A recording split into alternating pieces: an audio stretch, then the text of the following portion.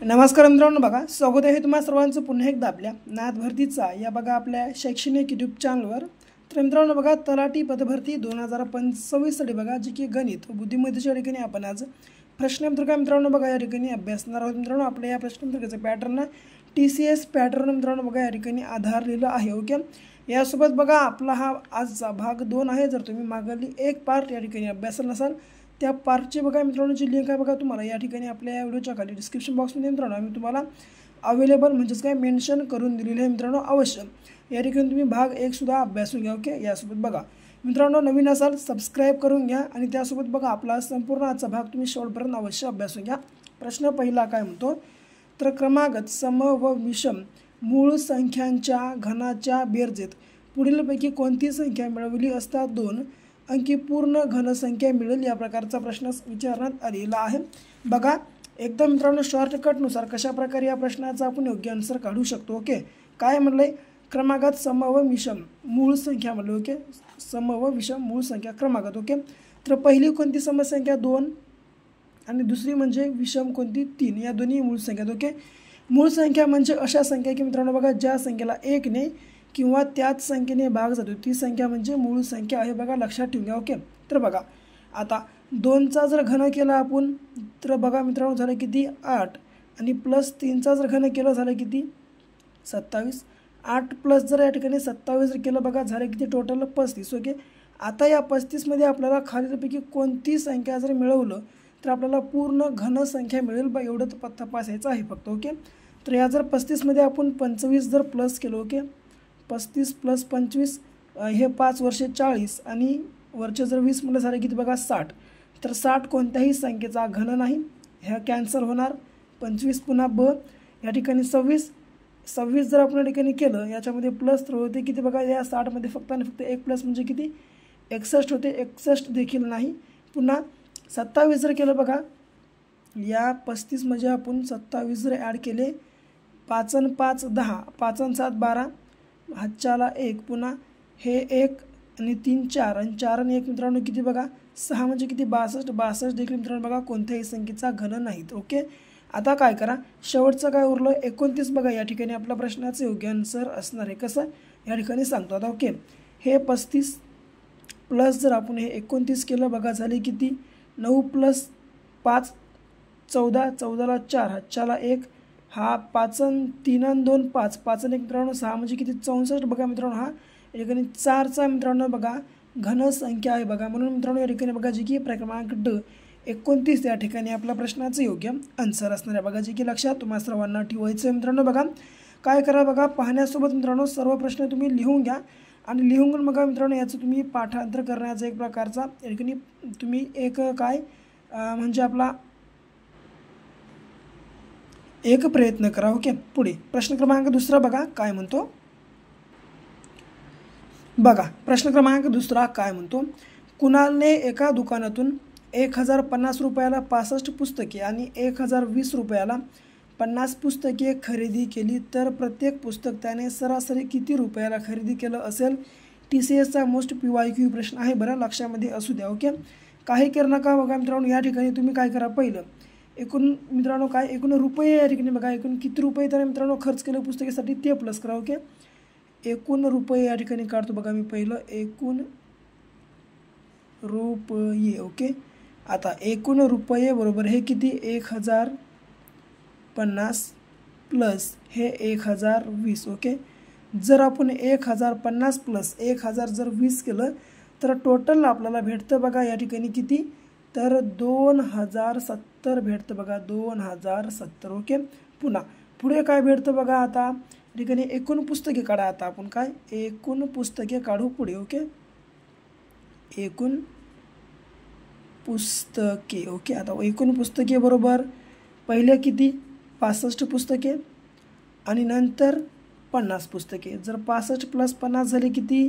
Total 115। Okay, 115 झाले, लक्षात असू द्या। आता काय करा सरळ या 2070ला या 115नं भाग देऊन टाकला आपल्या प्रश्नाचं योग्य आन्सर भेटून जातं। ओके, सरळ काय करा हे 2070 आणि छेदामध्ये हे 115, आता काय करा याला द्या 5 न भाग, 5 दोन्ही 10 उरलं किती 1, 5 त्रिक 15, पुन्हा 5 चोक 20, पुन्हा 5 एक 5 उरले किती 2, 5 चोक 20 म्हणजे किती बघा 414 भागाकारात 23 या ठिकाणी मिळालं.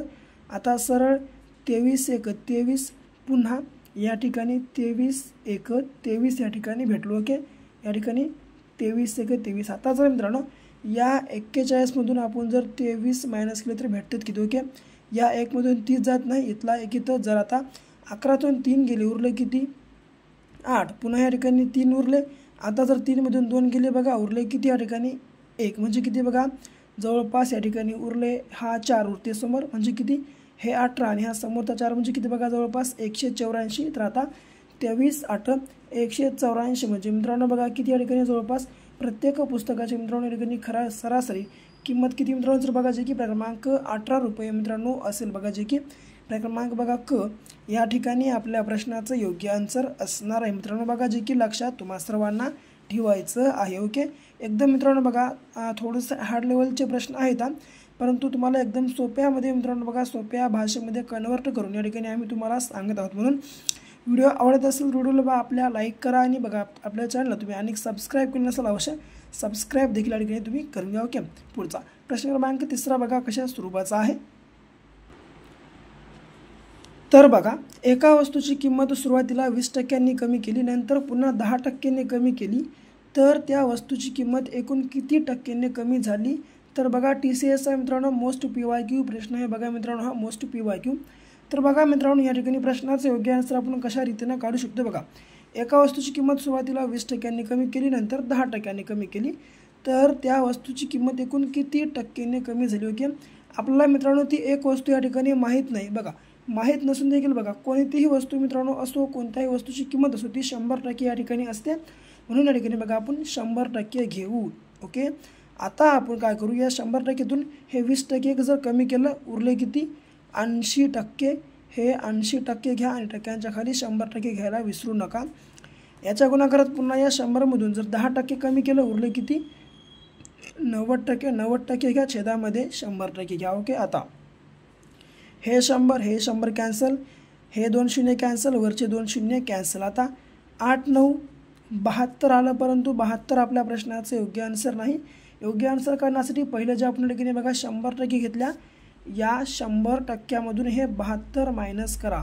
जर या 100%तून 72 मायनस केलं उरले किती 28%. बघा या ठिकाणी आपल्या प्रश्नाचं योग्य आन्सर बघा जे की क्रमांक ड या ठिकाणी असणार आहे. बघा जे की लक्षात तुम्हा सर्वांना ठेवायचं आहे. ओके, पुढे चौथा प्रश्न बघा काय म्हणतो आणि कशा स्वरूपाचा आहे. तर बघा एका गटाचे सर्व सदस्य मुंबईमधील एका हॉटेलमध्ये जमले. पहिल्या दिवशी 80% सदस्य खरेदीसाठी गेले. त्यातील 50% सदस्य प्रेक्षणीय स्थळे पाहण्यासाठी गेले आणि 10% सदस्य हॉटेलमध्ये विश्रांतीसाठी थांबले. तर वरील माहितीच्या आधारे खालीलपैकी कोणते निष्कर्ष काढता येईल. बघा 1 40% सदस्य खरेदीसाठी तसेच प्रेक्षणीय स्थळे पाहण्यासाठी गेले. 2 नंबर 20% सदस्य फक्त खरेदीसाठी गेले. तर बघा मित्रांनो या ठिकाणी प्रश्न पुन्हा एकदा वाचतो. एका गटाचे सर्व सदस्य मुंबईमधील एका हॉटेलमध्ये जमले आहेत. पहिल्या दिवशी 80% सदस्य खरेदीसाठी गेले. त्यामधले काय मित्रांनो 40%. बघा या 80%तले 50% म्हणजे किती जवळपास 40% सदस्य प्रेक्षणीय स्थळे या ठिकाणी पाहण्यासाठी गेले आहेत. म्हणून मित्रांनो बघा जी या ठिकाणी आपलं बघा फक्त आणि फक्त क्रमांक फक्त 1 या ठिकाणी आपल्या प्रश्नाचं मित्रांनो जे निष्कर्ष आहे मित्रांनो ते या ठिकाणी बघा योग्य असणार आहे. बघा जी की क्रमांक 1 म्हणजे काय 40% सदस्य खरेदीसाठी तसेच प्रेक्षणीय स्थळे पाहण्यासाठी गेले आहेत मित्रांनो. बघा या ठिकाणी हा आपला या ठिकाणी निष्कर्ष काढू शकतो किंवा निघू शकतो. ओके, बघा क्रमांक अ या ठिकाणी आपले म्हणजे काय 1 या ठिकाणी बघा आपल्या प्रश्नाचं योग्य आन्सर असणार आहे. ओके, पुढचा बघा प्रश्न क्रमांक 5 कशा स्वरूपाचा आहे. तर बघा अजय मित्रांनो बघा ठिकाणी अजय आहे. बरं अजयने एक कार 5 लाख रुपयांना खरेदी करून 6% नफ्याने विकली तर त्या कारची विक्री किंमत किती या प्रकारचा प्रश्न विचारण्यात आलेला आहे. तर बघा मित्रांनो अजयनं काय केले 5 लाख रुपयांना एक कार खरेदी करून 6% नफ्याने विकली तर त्या कारची विक्री किंमत किती म्हणली. ओके, काही करू नका, सरळ हे 5 लाख रुपये घ्या. हे 5 लाख 1 2 3 4 5 याच्या गुणाकारात काय, हे 6% आणि टक्क्यांच्या खाली मात्र 100% घ्यायला विसरू नका. आता हे 2 शून्य कॅन्सल, हे 2 शून्य कॅन्सल. आता 6 5 30 आणि हे समोरचे 3 शून्य जसे आज तसे घेऊन टाका याच्यासमोर. ओके, आलं किती, 30,000 या ठिकाणी आलं बघा. हे सरळ 30,000. आता या 5 लाखमध्ये जर आपण प्लस केलं तर भेटतं किती आपल्याला, 5,30,000. बघा जे की क्रमांक अ या ठिकाणी आपल्या प्रश्नाचं योग्य आन्सर असणार आहे. बघा जे की लक्षात तुम्हा सर्वांना ठेवायचं आहे या ठिकाणी. ओके, शेवटचा प्रश्न, 40 किमी प्रति वेगाने वाहन चालविल्यास 240 मीटर अंतर जाण्यास किती वेळ लागेल, या प्रकारचा प्रश्न विचारला आहे. ओके, या ठिकाणी बघा मित्रांनो, या प्रश्नाचं योग्य आन्सर आपण एकदम मित्रांनो झटकीपटमध्ये या ठिकाणी काढू शकतो. झटकीपटमध्ये काढण्यासाठी काही करू नका, सरळ मित्रांनो या किलोमीटर नाही मित्रांनो, काय या वेगानं सरळ तुम्ही भागून टाका. जसं की हे सरळ जे आपण 240 आहे मित्रांनो, हे 240 या छेदामध्ये काय करा, या 40नं भागून टाका. आता हा एक कॅन्सल, हा एक कॅन्सल. 4 25 आणि 4 सखत 24 म्हणजे किती बघा, जवळपास 6 तास या ठिकाणी आपल्या प्रश्नाचं योग्य आन्सर असणार आहे. बघा जे की लक्षात तुम्हा सर्वांना या ठिकाणी ठेवायचं आहे. ओके, तर बघा मित्रांनो, हे होते आपले आजचे या ठिकाणी बघा तलाठी भरतीसाठी विचारण्यात आलेले मित्रांनो बघा 2023 म्हणजे की TCSचे मित्रांनो बघा मोस्ट PYQ प्रश्न संच. जर तुम्हाला आपला हा आजचा संपूर्ण जर व्हिडिओ आवडला असेल, व्हिडिओला लाईक करा, शेअर करा आणि चॅनलला आपल्याला सबस्क्राईब करायला विसरू नका. तर भेटू पुन्हा मित्रांनो अशा एका नेक्स्ट लेवलच्या नवीन भागासोबत. तोपर्यंत घ्या काळजी, करा अभ्यास.